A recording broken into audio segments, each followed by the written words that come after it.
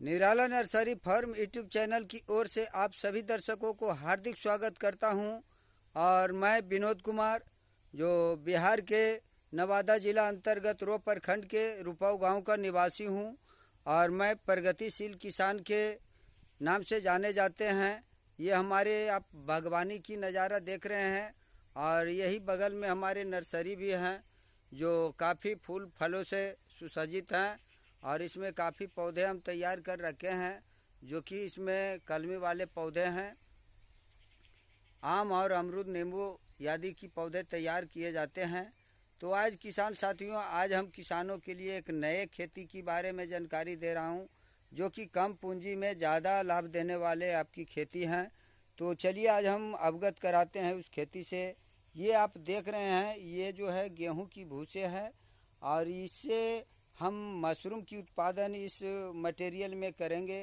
तो आपको हम सारी जानकारी देते हैं कि मशरूम आप कैसे घर पर इसकी उपज कर सकते हैं और इससे अच्छे मुनाफे कमा सकते हैं। तो सबसे पहले हमने गेहूं की भूसे को पानी में भिगोकर इसे उपचारित कर लिया हूं और इसे कुछ घंटे इसकी हमने इस फर्श पर हमने बिछाकर इसकी जितने भी अतिरिक्त पानी थे ये बिल्कुल हमने निकाल चुका हूं। और इसकी जांच आप इस तरीके से कर सकते हैं कि यदि आपके भूसे को इस तरीके से मुट्ठी में लेने के बाद यदि आप इसे दबाएं तो एक भी बूंद यदि पानी गिर चुके हैं तो आप समझ जाएं कि हमारे भूसे बिल्कुल तैयार नहीं चुके हैं, बीज बुआई के काबिल नहीं हो चुके हैं। तो आप बिल्कुल आप उसे छोड़ दें। यदि आपकी इस तरीके से पानी नहीं गिरते हैं दबाने के बाद, तो आप समझ जाएं कि हमारे भूसे बिल्कुल तैयार हो चुके हैं बीज डालने के लिए। तो इस तरीके से हमने भूसे तैयार कर लिए हैं। और इसमें आपको सावधानियां कुछ इस तरीके से बता रहे हैं कि यदि आप इसकी खेती की शुरुआत करें तो ये छोटी छोटी सावधानियां आप ज़रूर बरतेंगे।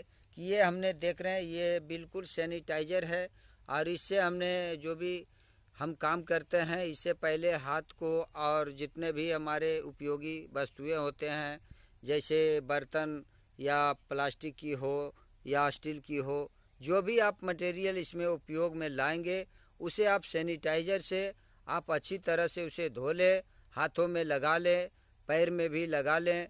इस तरीके से इसमें कुछ वर्जित हैं कि आप इसके आसपास जूता चप्पल इस पर ना रखें और इसके कमरे में भी आप जूता चप्पल ना ले जाएंगे। तो आज हम बीजों की बुआई किस तरीके से कर रहे हैं इसकी जानकारी दे रहे हैं और इसके बाद हम किस तरीके से इसे कमरे में सजाएंगे उसकी भी वीडियो अगले वीडियो में मैं डाल दूंगा। तो आज की वीडियो इस तरीके से आपको जानकारी दे रहे हैं कि ये बीज की है, जो मशरूम की बीज है। ये इस तरीके से प्लास्टिक की थैले में जो प्रयोगशाला में तैयार होते हैं। तो ये प्रयोगशाला ये हमारे गांव के नज़दीकी प्रयोगशाला हैं, जो कि नवादा ज़िले के रो प्रखंड में ही स्थित है।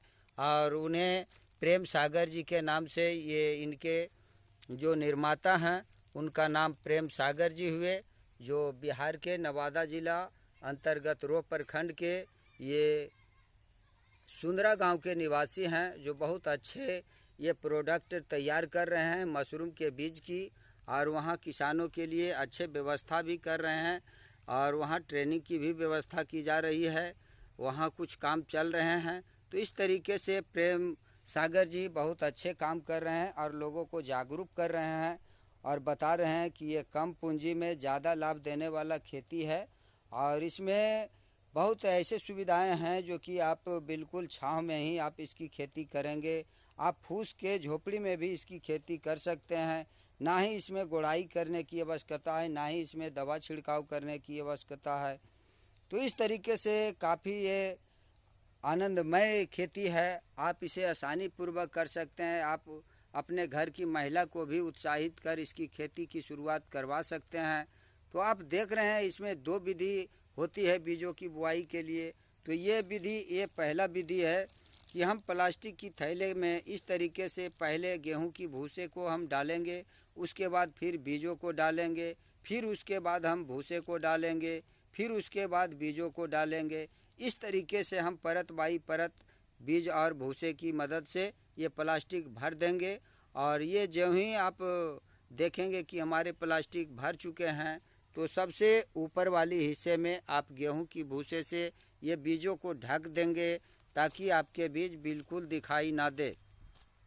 तो इस तरीके से आप प्लास्टिक की थैले में भी बीजों की बुआई तरीके बाई तरीके से कर सकते हैं। स्टेप बाई स्टेप आप गेहूं की भूसे और बीजों की मदद से आप इस तरीके से, ये हमारे एक बैग तैयार हो चुके हैं जो कि आप देख रहे हैं। अब इसे हम बिल्कुल रबड़ से बैंड कर देंगे और इसमें 20 से 25 होल इसमें खोल देंगे ताकि हमारे जो भी गैस रहेंगे अतिरिक्त तो निकल जाएंगे। इस तरीके से ये आपको मोटे सुई से आप इसे होल कर सकते हैं।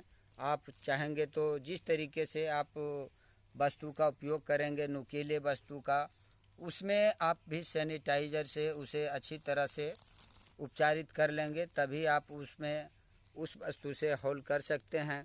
और दूसरी विधि है ये लगाने की कि ये हमने गेहूं के भूसे के ऊपर हमने बीजों का छिड़काव कर चुका हूं और इसे अच्छी तरीके से हम इसे मिश्रण करूंगा और जब ही मिश्रण ये तैयार हो जाएंगे तब हम प्लास्टिक की थैली में इसे डाल देंगे। ये काफ़ी आसान तरीके हैं और इसमें परत बाई परत डालने की कोई ज़रूरत नहीं है।